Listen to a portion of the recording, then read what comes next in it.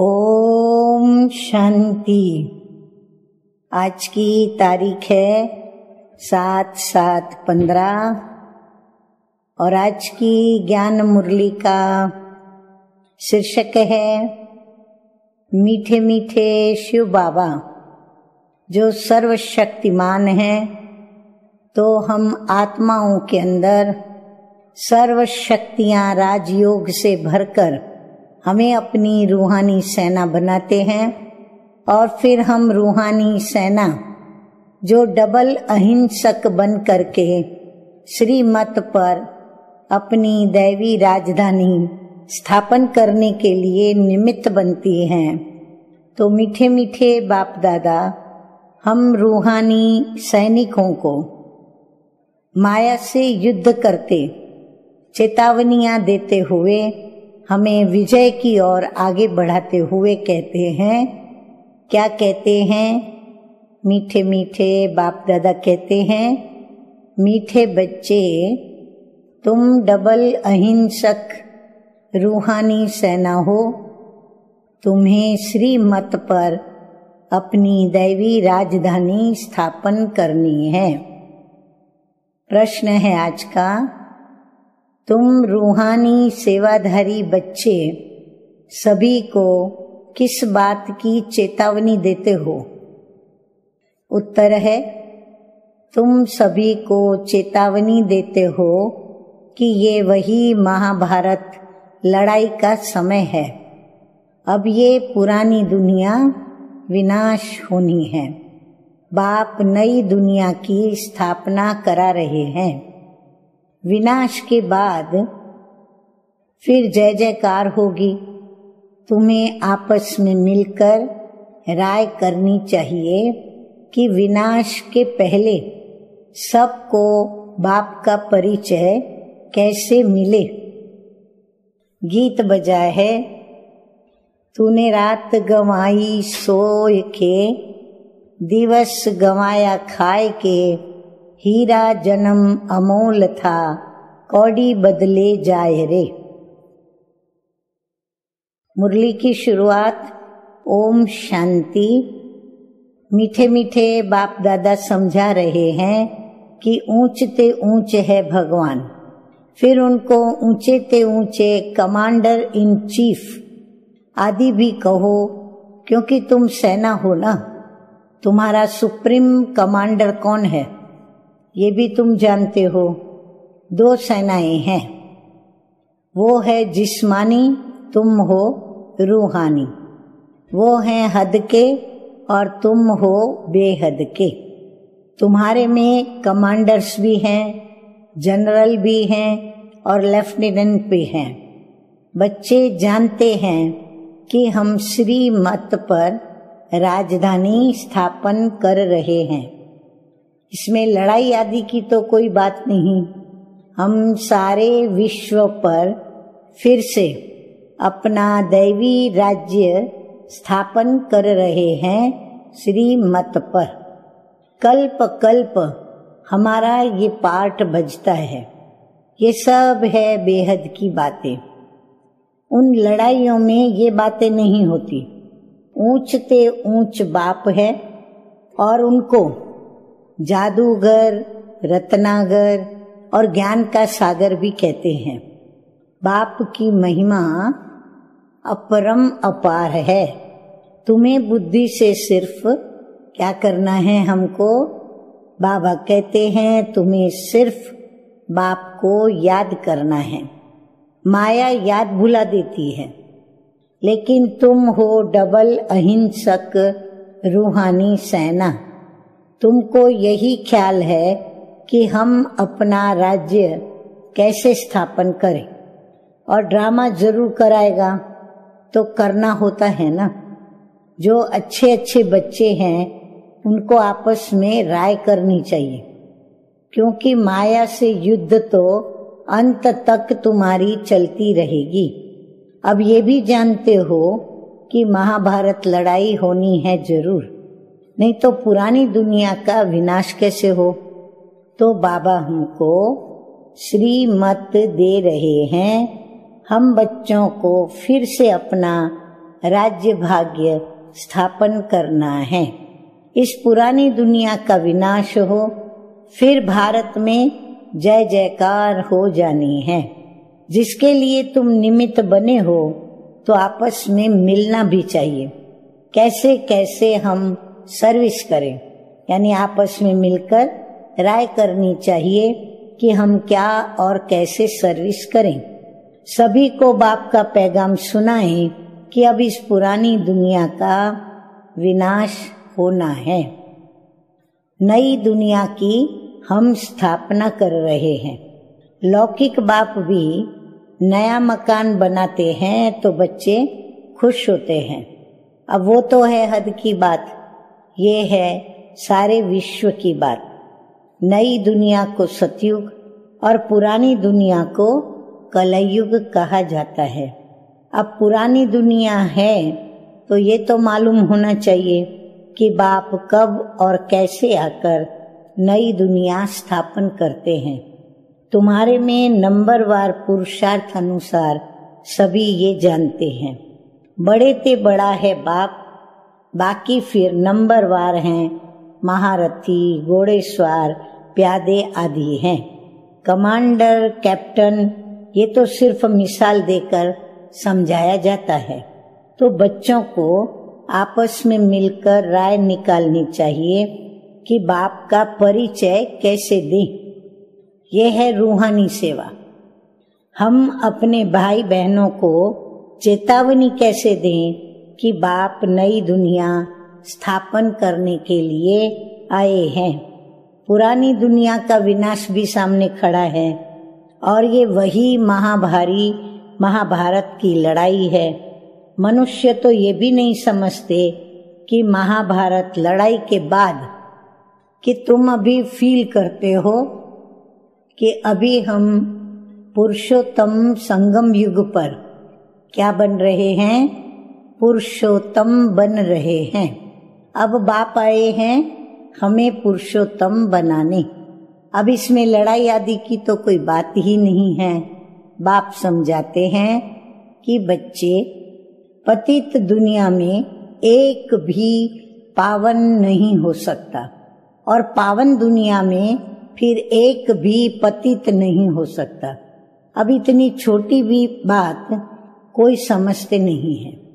तुम बच्चों को सब चित्रों आदि का सार समझाया जाता है।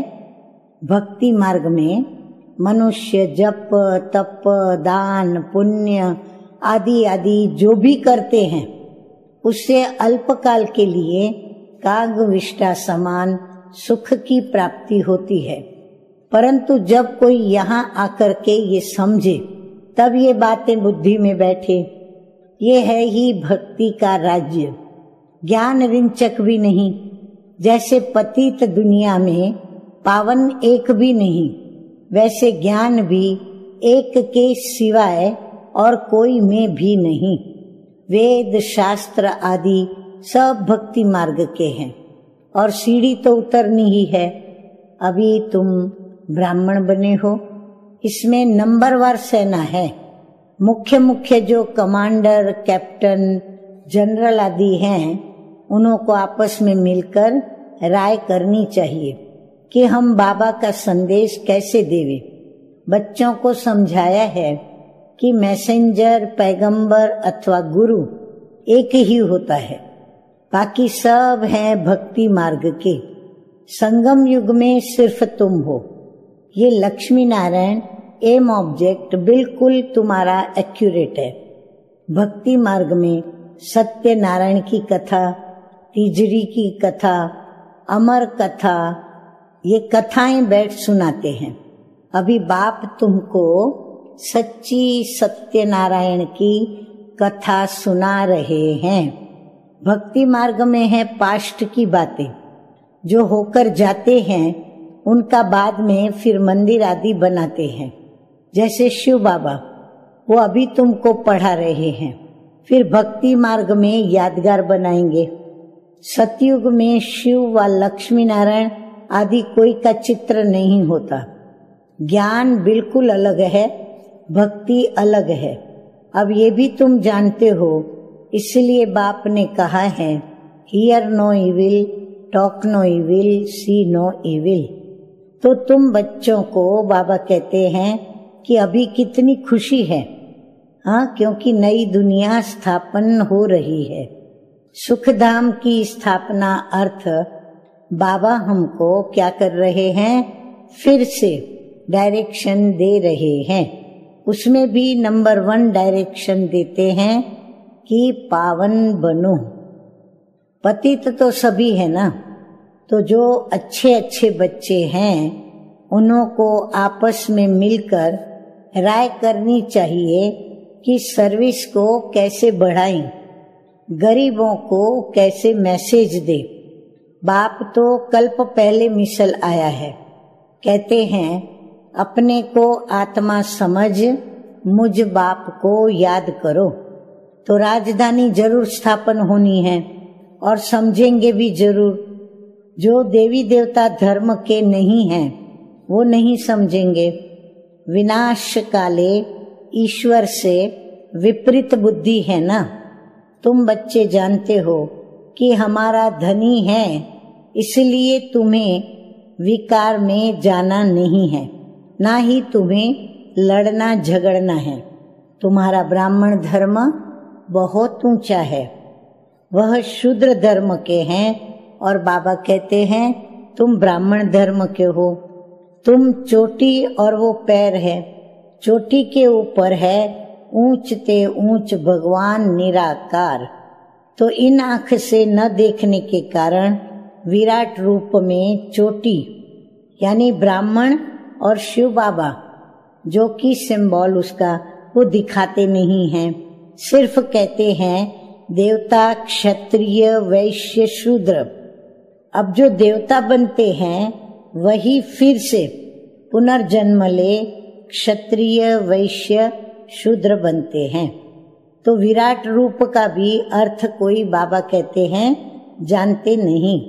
बाबा अभी तुम बच्चों को समझाते हैं तो तुम समझते तो हो कि करेक्ट चित्र बनाना है। शिव बाबा भी दिखाया है और ब्राह्मण भी दिखाए हैं। तुमको अब सबको ये मैसेज देना है कि अपने को आत्मा समझ बाप को याद करो। तुम्हारा काम है सबको मैसेज देना। जैसे बाप की महिमा अपरंपार है, वैसे भारत की भी बहुत महिमा है। यह भी 7 रोज कोई सुने तब उनकी बुद्धि में बैठे। कहते हैं फुर्सत नहीं। अरे आधा कल्प पुकारते आए हो, अब वो प्रैक्टिकल में आया है। बाप को तो आना ही है अंत में। तो यह भी तुम ब्राह्मण जानते हो, नंबरवार पुरुषार्थ अनुसार। बाबा कहते हैं पढ़ाई शुरू की और निश्चय हुआ माशुक आया है जिसको हम पुकारते थे।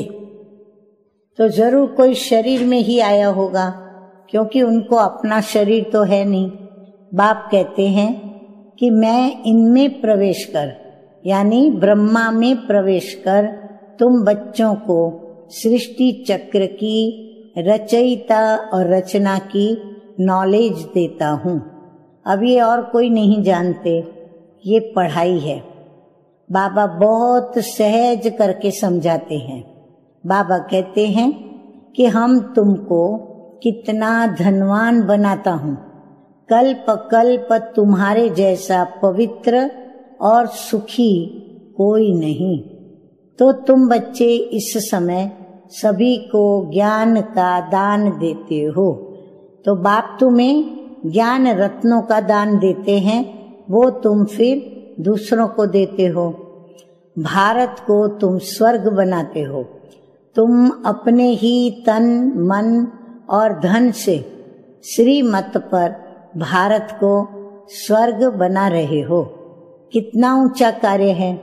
तुम गुप्त सेना हो, किसको भी इन बातों का पता नहीं है, परंतु तुम बच्चे जानते हो कि हम विश्व की बादशाही ले रहे हैं।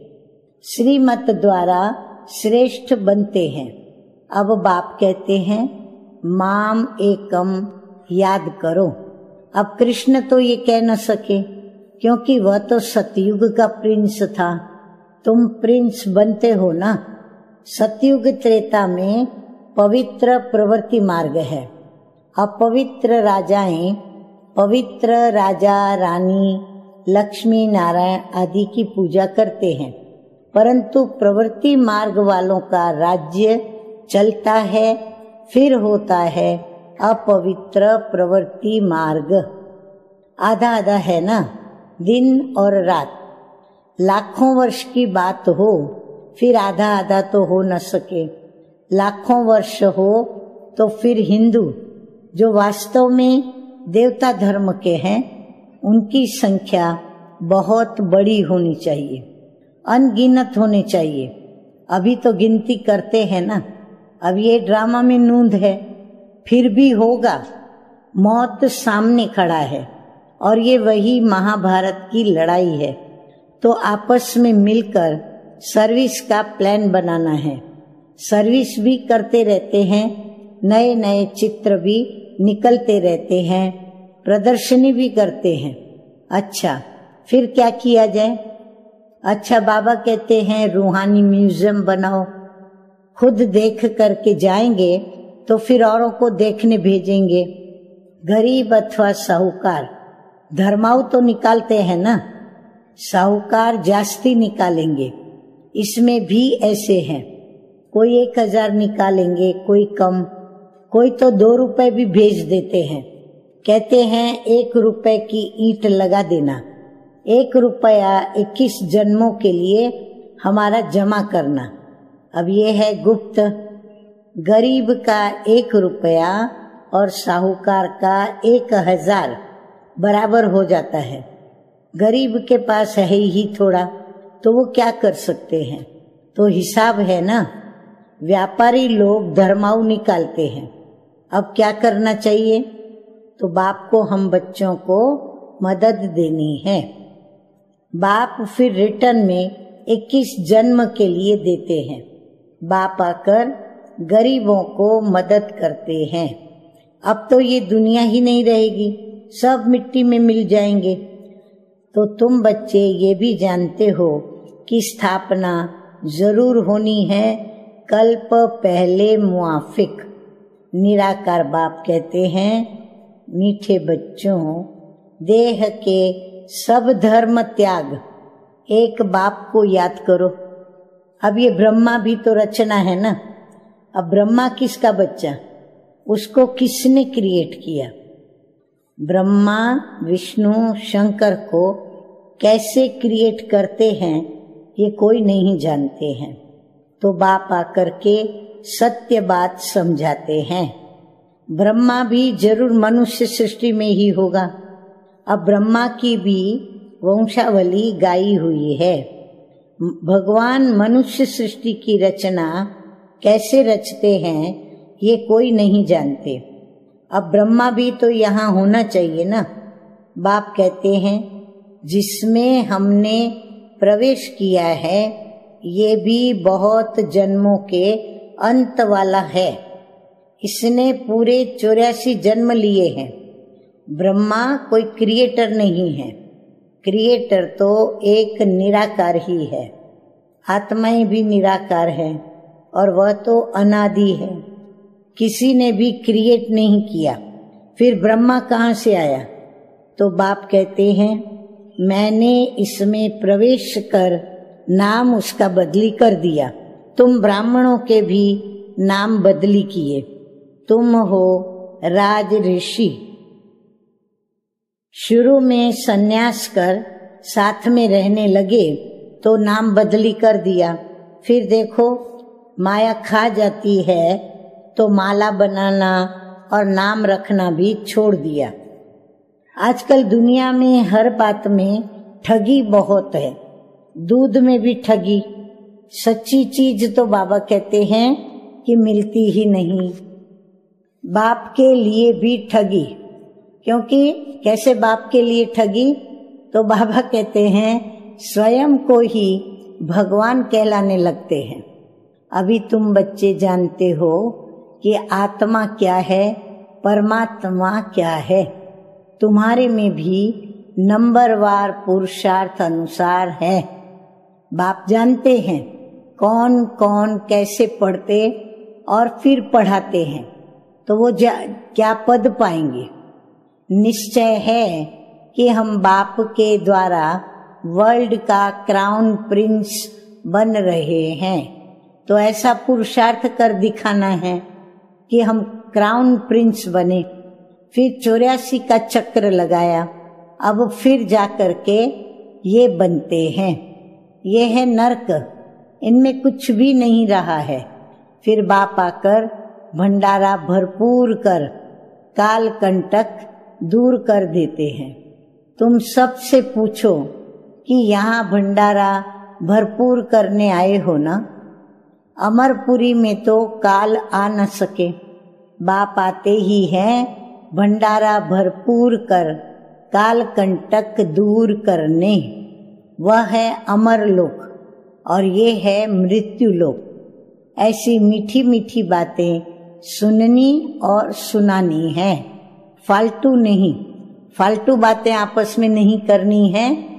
अच्छा, मीठे मीठे सिकिलधे बच्चों प्रति माता पिता बाप दादा का याद प्यार और गुड मॉर्निंग। रूहानी बाप की रूहानी बच्चों को नमस्ते। हम रूहानी बच्चों की रूहानी बाप दादा को याद प्यार और गुड मॉर्निंग और नमस्ते नमस्ते।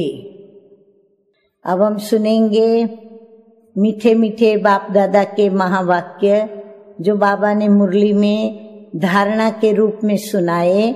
तो मुख्य सार धारणा का नंबर 1 है, बाप विश्व का मालिक बनने की पढ़ाई पढ़ाने आए हैं। इसलिए कभी ऐसा नहीं कहना है कि हमें फुर्सत नहीं। हाँ, भगवान आए हैं पढ़ाने, और वो भी 5000 वर्ष के बाद, और हम बच्चे कहें हमें फुर्सत नहीं। हाँ, ये तो कितनी बड़ी बाप की इंसल्ट है।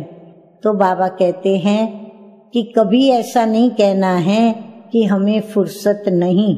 फुर्सत निकालनी है और पढ़ाई पढ़नी है। श्रीमत पर तन मन धन से भारत को स्वर्ग बनाने की सेवा करनी है। नंबर 2 है, आपस में बहुत मीठी मीठी ज्ञान की बातें क्या करनी है, सुननी है और औरों को सुनानी है। बाप का ये डायरेक्शन है। हाँ, अभी बाप का डायरेक्शन ध्यान से सभी सुनो और नोट करो। बाप का डायरेक्शन सदा याद रहे, hear no evil, talk no evil, see no evil. वरदान मिला है बाबा का, कंबाइंड स्वरूप की स्मृति के द्वारा अभूल बनने वाले निरंतर योगी भव।